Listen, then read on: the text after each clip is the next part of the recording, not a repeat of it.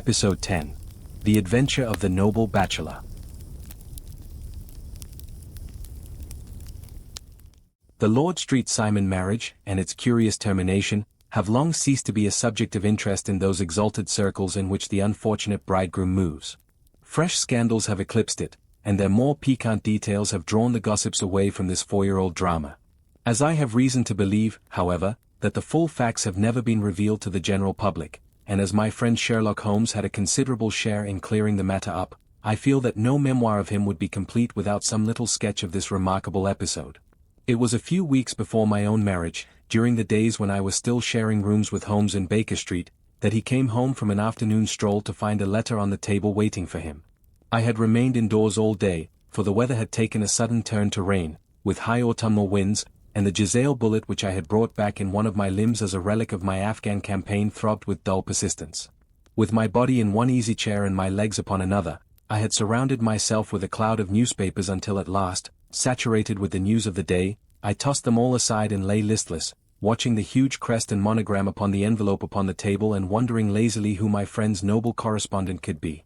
"Here is a very fashionable epistle," I remarked as he entered. "Your morning letters, if I remember right, were from a fishmonger and a tide waiter." "Yes, my correspondence has certainly the charm of variety," he answered, smiling, "and the humbler are usually the more interesting.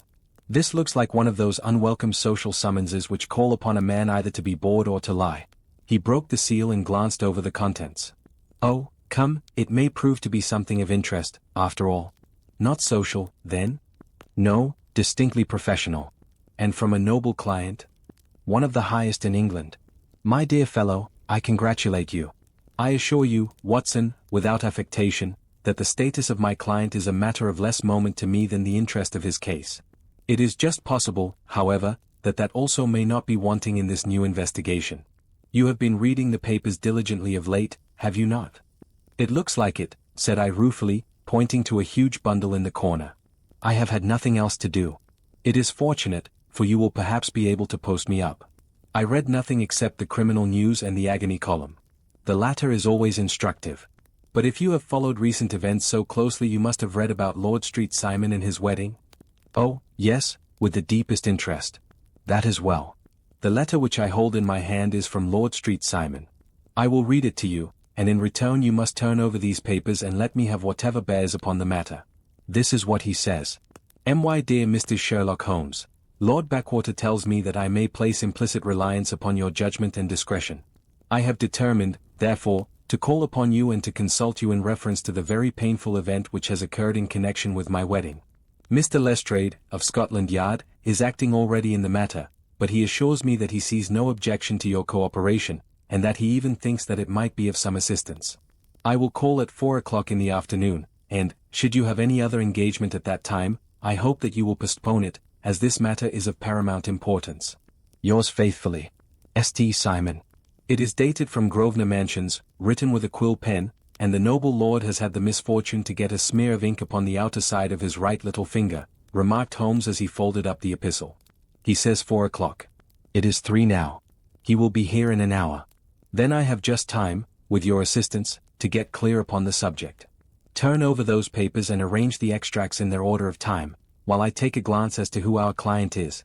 He picked a red-covered volume from a line of books of reference beside the mantelpiece. "Here he is," said he, sitting down and flattening it out upon his knee. "Lord Robert Walsingham de Vere Street Simon, second son of the Duke of Balmoral. Arms, azure, 3 caltrops in chief over a fess sable. Born in 1846. His 41 years of age, which is mature for marriage. Was Under-Secretary for the Colonies in a late administration. The Duke, his father, was at one time Secretary for Foreign Affairs.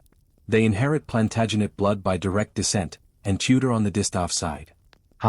Well, there is nothing very instructive in all this. I think that I must turn to you, Watson, for something more solid."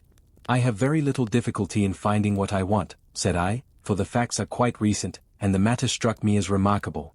I feared to refer them to you, however, as I knew that you had an inquiry on hand and that you disliked the intrusion of other matters."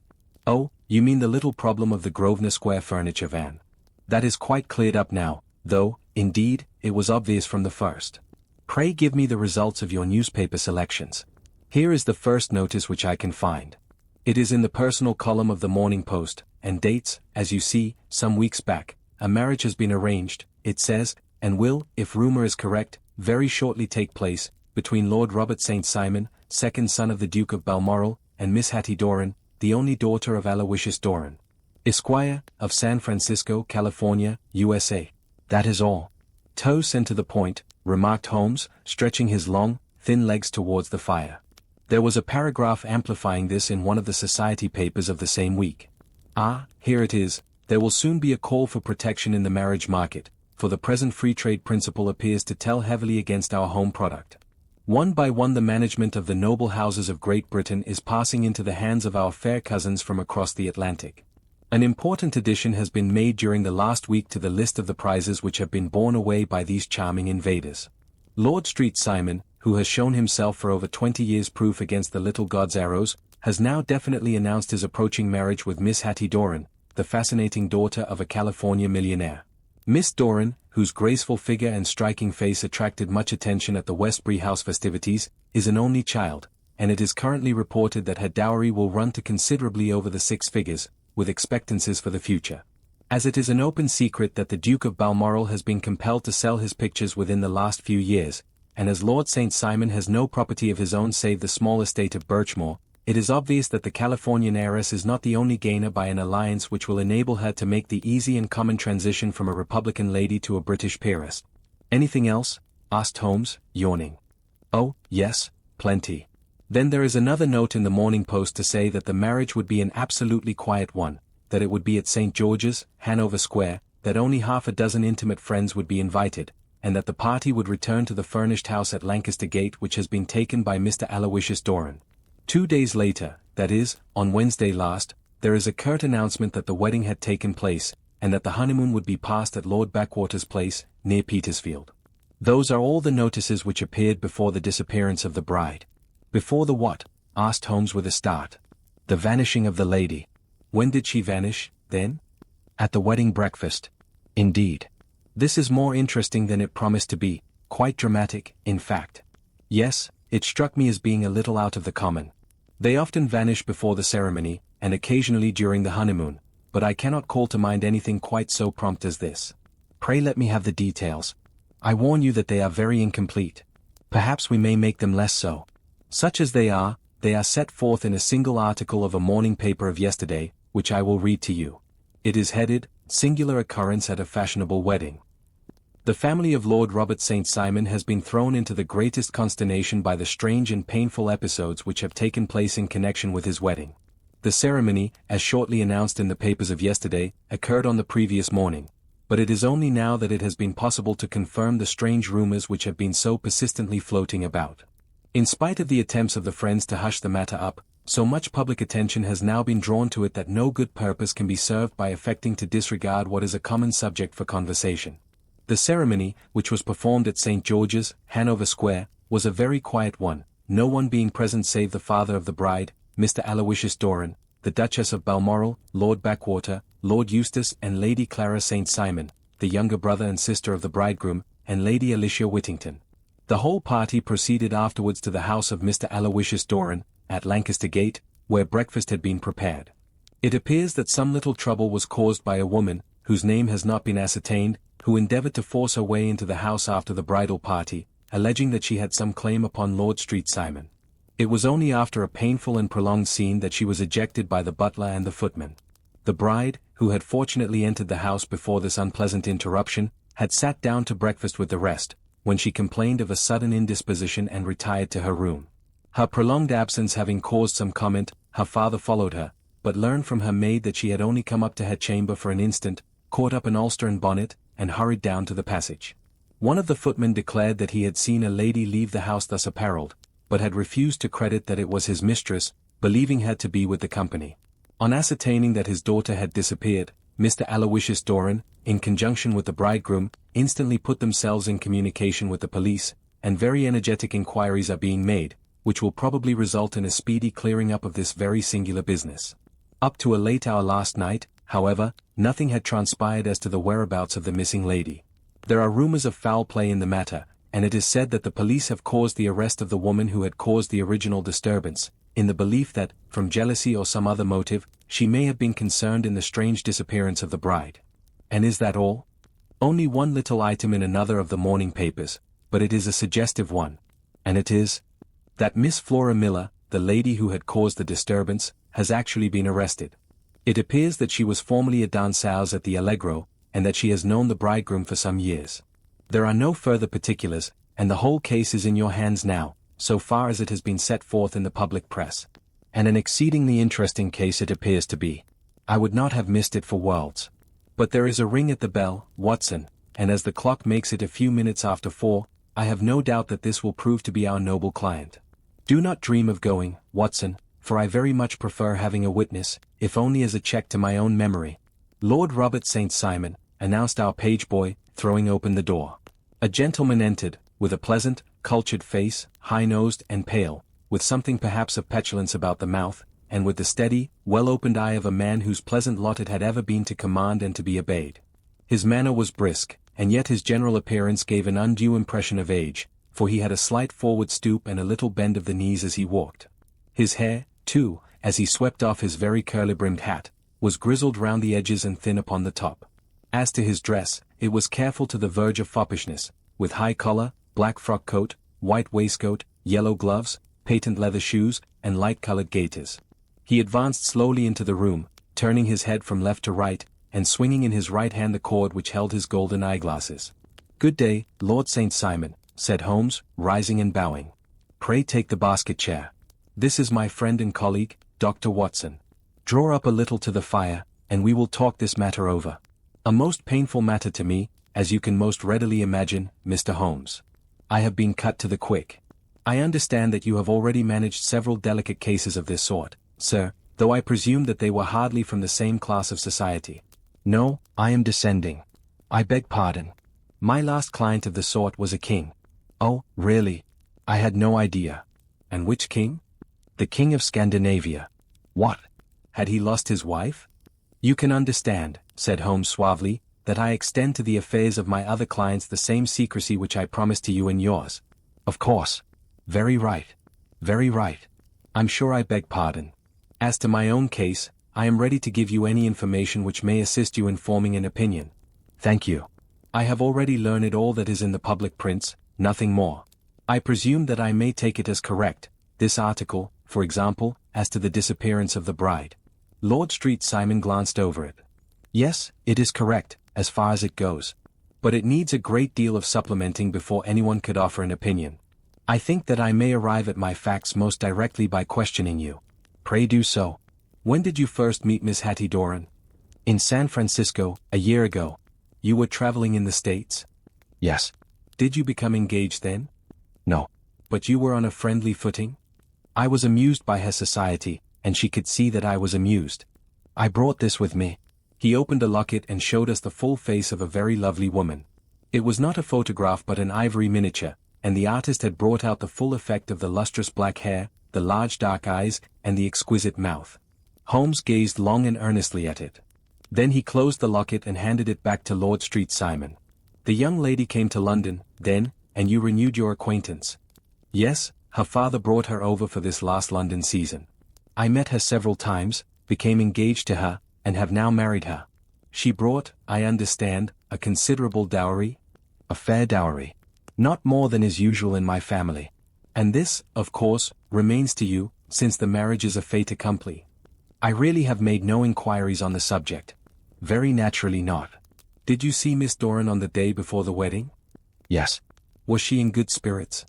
"Never better. She kept talking of what we should do in our future lives." "Indeed. That is very interesting." "And on the morning of the wedding?" "She was as bright as possible, at least until after the ceremony." "And did you observe any change in her then?" "Well, to tell the truth, I saw then the first signs that I had ever seen that her temper was just a little sharp. The incident, however, was too trivial to relate and can have no possible bearing upon the case." "Pray let us have it, for all that." "Oh, it is childish. She dropped her bouquet as we went towards the vestry. She was passing the front pew at the time, and it fell over into the pew. There was a moment's delay, but the gentleman in the pew handed it up to her again, and it did not appear to be the worse for the fall." Yet when I spoke to her of the matter, she answered me abruptly, and in the carriage, on our way home, she seemed absurdly agitated over this trifling cause. Indeed. You say that there was a gentleman in the pew. Some of the general public were present, then? Oh, yes. It is impossible to exclude them when the church is open. This gentleman was not one of your wife's friends. No, I call him a gentleman by courtesy, but he was quite a common-looking person. I hardly noticed his appearance. But really I think that we are wandering rather far from the point. Lady St. Simon, then, returned from the wedding in a less cheerful frame of mind than she had gone to it. What did she do on re-entering her father's house? I saw her in conversation with her maid. And who is her maid? Alice is her name. She is an American and came from California with her. A confidential servant? A little too much so. It seemed to me that her mistress allowed her to take great liberties. Still, of course, in America they look upon these things in a different way. How long did she speak to this Alice? Oh, a few minutes. I had something else to think of. You did not overhear what they said? Lady St. Simon said something about jumping a claim. She was accustomed to use slang of the kind. I have no idea what she meant. American slang is very expressive sometimes. And what did your wife do when she finished speaking to her maid? She walked into the breakfast room. On your arm? No, alone. She was very independent in little matters like that. Then, after we had sat down for 10 minutes or so, she rose hurriedly, muttered some words of apology, and left the room. She never came back. But this maid, Alice, as I understand, deposes that she went to her room, covered her bride's dress with a long ulster, put on a bonnet, and went out. Quite so. And she was afterwards seen walking into Hyde Park in company with Flora Miller, a woman who is now in custody, and who had already made a disturbance at Mr. Doran's house that morning. Ah, yes. I should like a few particulars as to this young lady, and your relations to her. Lord St. Simon shrugged his shoulders and raised his eyebrows. We have been on a friendly footing for some years, I may say on a very friendly footing. She used to be at the Allegro.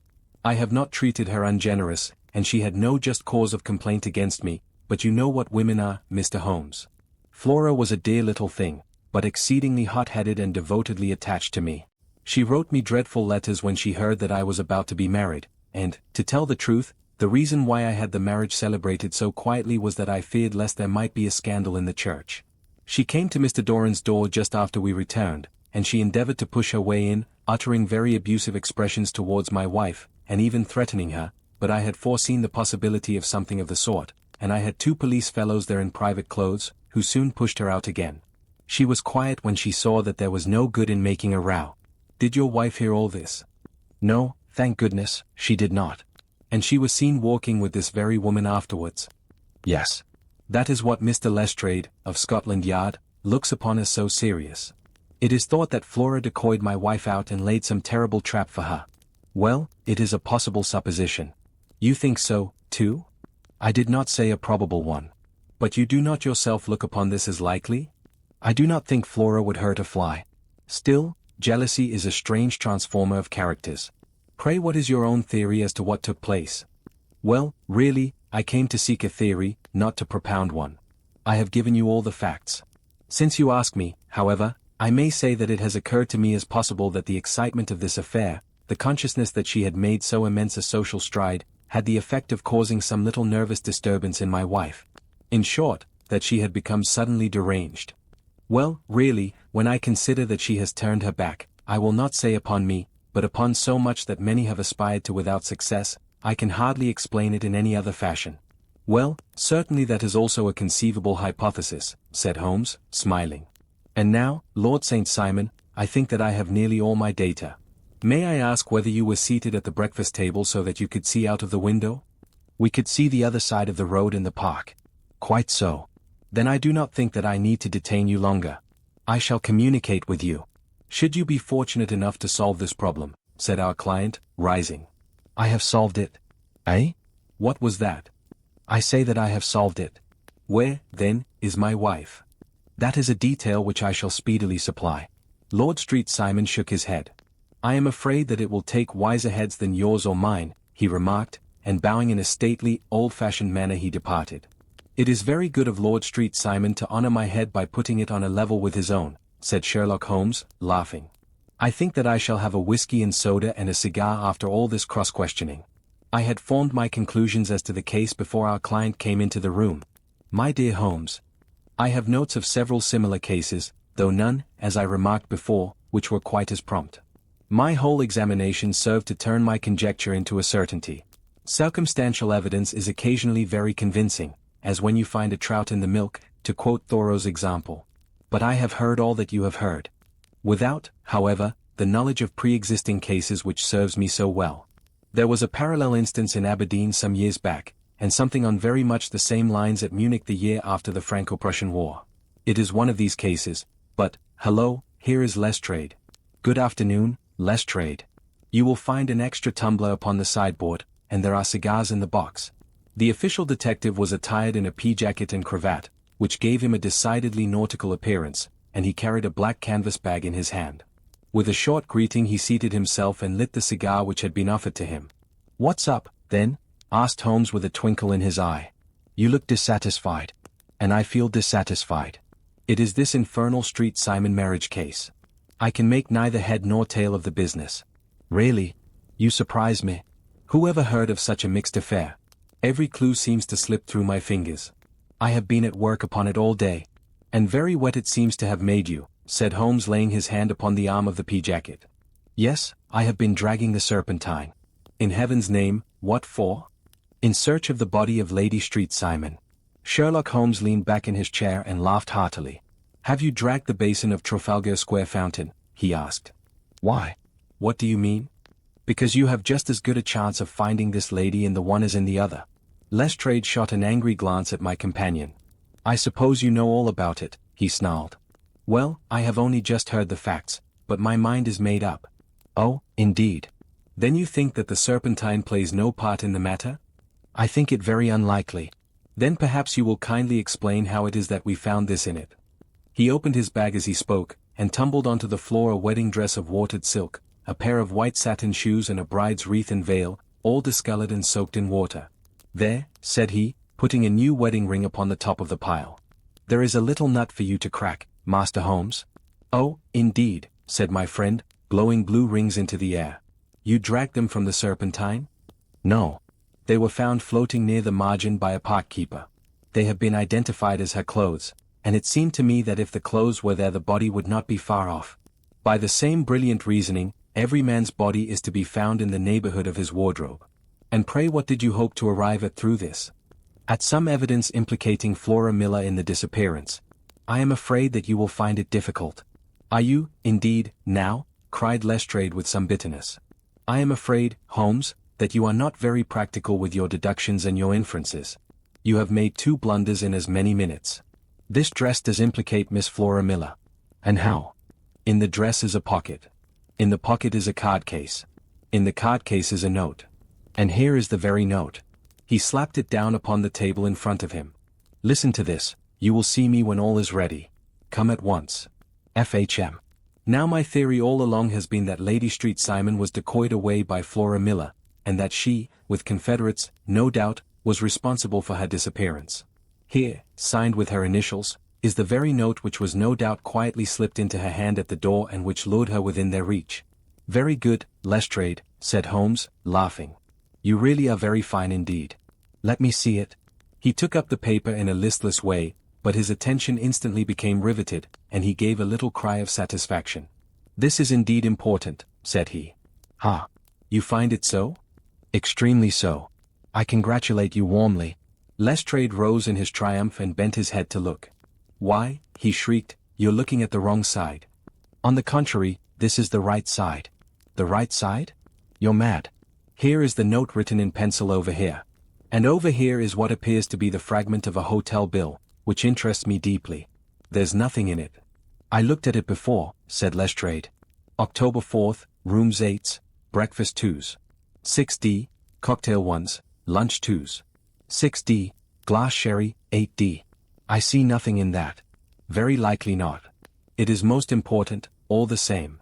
As to the note, it is important also, or at least the initials are, so I congratulate you again." "I've wasted time enough," said Lestrade, rising. "I believe in hard work and not in sitting by the fire spinning fine theories. Good day, Mr. Holmes, and we shall see which gets to the bottom of the matter first." He gathered up the garments, thrust them into the bag, and made for the door. "Just one hint to you, Lestrade," drawled Holmes before his rival vanished. "I will tell you the true solution of the matter. Lady Street Simon is a myth. There is not, and there never has been, any such person." Lestrade looked sadly at my companion. Then he turned to me, tapped his forehead 3 times, shook his head solemnly, and hurried away. He had hardly shut the door behind him when Holmes rose to put on his overcoat. "There is something in what the fellow says about outdoor work," he remarked, "so I think, Watson, that I must leave you to your papers for a little." It was after 5 o'clock when Sherlock Holmes left me, but I had no time to be lonely, for within an hour there arrived a confectioner's man with a very large flat box. This he unpacked with the help of a youth whom he had brought with him, and presently, to my very great astonishment, a quite Epicurean little cold supper began to be laid out upon our humble lodging-house mahogany. There were a couple of brace of cold woodcock, a pheasant, a pâté de foie gras pie with a group of ancient and cobwebby bottles. Having laid out all these luxuries, my 2 visitors vanished away, like the genii of the Arabian Nights, with no explanation save that the things had been paid for and were ordered to this address. Just before 9 o'clock Sherlock Holmes stepped briskly into the room.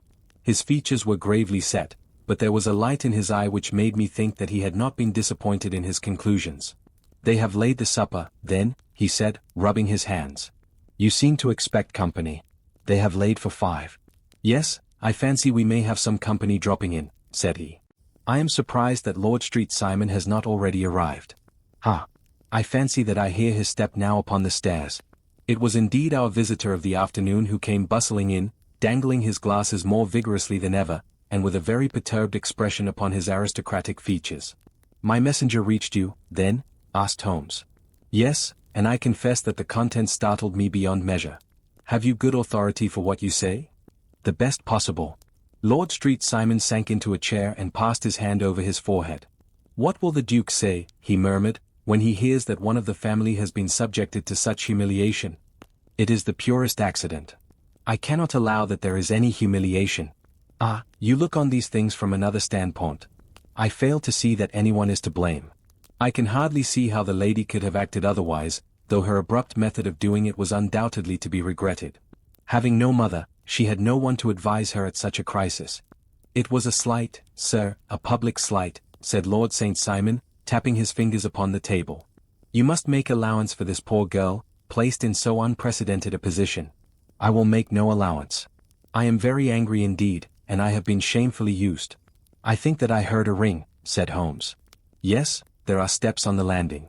If I cannot persuade you to take a lenient view of the matter, Lord St. Simon, I have brought an advocate here who may be more successful." He opened the door and ushered in a lady and gentleman. "Lord Street Simon said he'd allow me to introduce you to Mr. and Mrs. Francis Hay Moulton. The lady, I think, you have already met." At the sight of these newcomers our client had sprung from his seat and stood very erect, with his eyes cast down and his hand thrust into the breast of his frock-coat, a picture of offended dignity.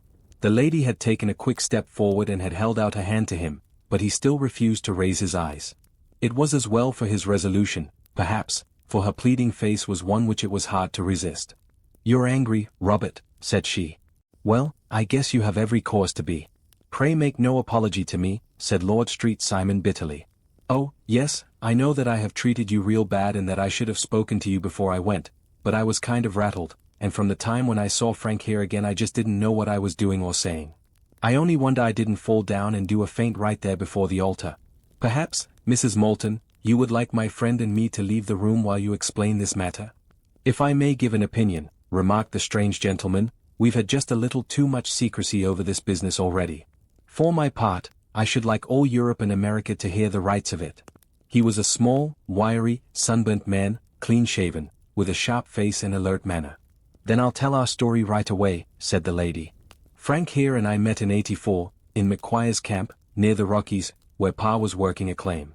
We were engaged to each other, Frank and I, but then one day Father struck a rich pocket and made a pile, while poor Frank here had a claim that petered out and came to nothing.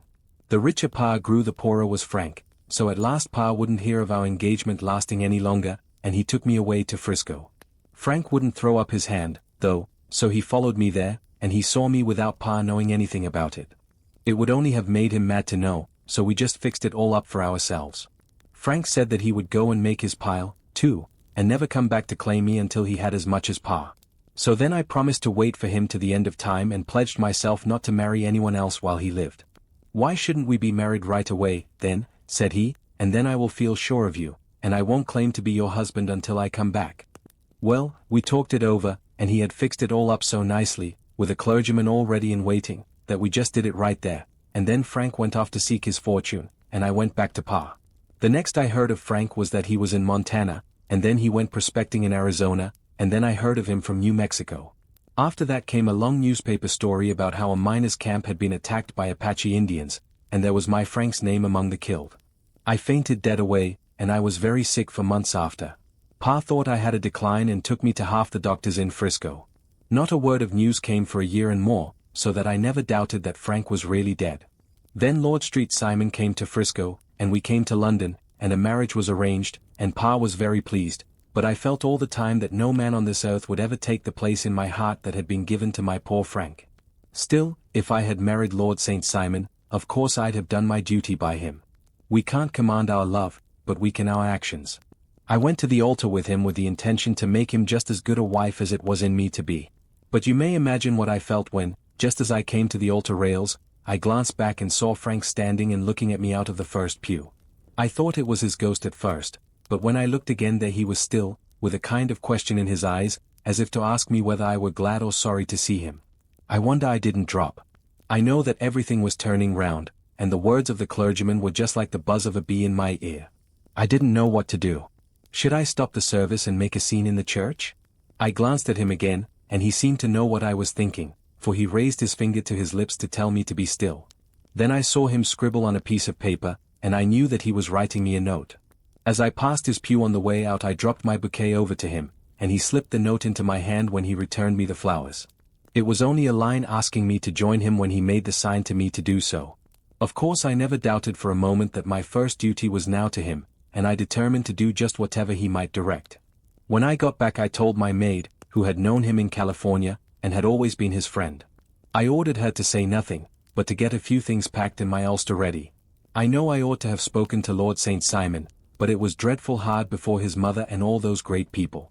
I just made up my mind to run away and explain afterwards. I hadn't been at the table 10 minutes before I saw Frank out of the window at the other side of the road. He beckoned to me and then began walking into the park. I slipped out, put on my things, and followed him. Some woman came talking something or other about Lord Street Simon to me, seemed to me from the little I heard as if he had a little secret of his own before marriage also, but I managed to get away from her and soon overtook Frank. We got into a cab together, and away we drove to some lodgings he had taken in Gordon Square, and that was my true wedding after all those years of waiting. Frank had been a prisoner among the Apaches, had escaped, came on to Frisco, found that I had given him up for dead and had gone to England, followed me there, and had come upon me at last on the very morning of my second wedding. I saw it in a paper, explained the American. It gave the name and the church but not where the lady lived.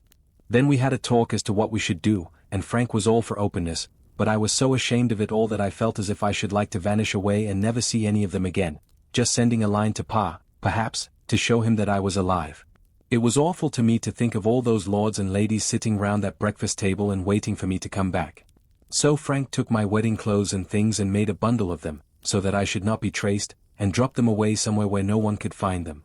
It is likely that we should have gone on to Paris tomorrow, only that this good gentleman, Mr. Holmes, came round to us this evening, though how he found us is more than I can think, and he showed us very clearly and kindly that I was wrong and that Frank was right, and that we should be putting ourselves in the wrong if we were so secret. Then he offered to give us a chance of talking to Lord Street Simon alone, and so we came right away round to his rooms at once.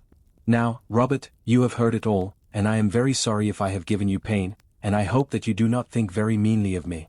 Lord Street Simon had by no means relaxed his rigid attitude, but had listened with a frowning brow and a compressed lip to this long narrative. "Excuse me," he said, "but it is not my custom to discuss my most intimate personal affairs in this public manner." "Then you won't forgive me? You won't shake hands before I go?" "Oh, certainly, if it would give you any pleasure." He put out his hand and coldly grasped that which she extended to him. "I had hoped," suggested Holmes, "that you would have joined us in a friendly supper." "I think that there you ask a little too much," responded his lordship. "I may be forced to acquiesce in these recent developments, but I can hardly be expected to make merry over them. I think that with your permission I will now wish you all a very good night." He included us all in a sweeping bow and stalked out of the room. "Then I trust that you at least will honor me with your company," said Sherlock Holmes. "It is always a joy to meet an American, Mr. Moulton, for I am one of those who believe that the folly of a monarch and the blundering of a minister in far-gone years will not prevent our children from being someday citizens of the same worldwide country under a flag which shall be a quartering of the Union Jack with the stars and stripes." "The case has been an interesting one," remarked Holmes when our visitors had left us, "because it serves to show very clearly how simple the explanation may be of an affair which at first sight seems to be almost inexplicable. Nothing could be more natural than the sequence of events as narrated by this lady, and nothing stranger than the result when viewed, for instance, by Mr. Lestrade of Scotland Yard. You were not yourself at fault at all, then?" "From the first, two facts were very obvious to me, the one that the lady had been quite willing to undergo the wedding ceremony, the other that she had repented of it within a few minutes of returning home. Obviously something had occurred during the morning, then, to cause her to change her mind. What could that something be? She could not have spoken to anyone when she was out, for she had been in the company of the bridegroom. Had she seen someone, then? If she had, it must be someone from America, because she had spent so short a time in this country that she could hardly have allowed anyone to acquire so deep an influence over her that the mere sight of him would induce her to change her plans so completely. You see, we have already arrived, by a process of exclusion, at the idea that she might have seen an American. Then who could this American be, and why should he possess so much influence over her? It might be a lover, it might be a husband. Her young womanhood had, I knew, been spent in rough scenes and under strange conditions. So far I had got before I ever heard Lord St. Simon's narrative.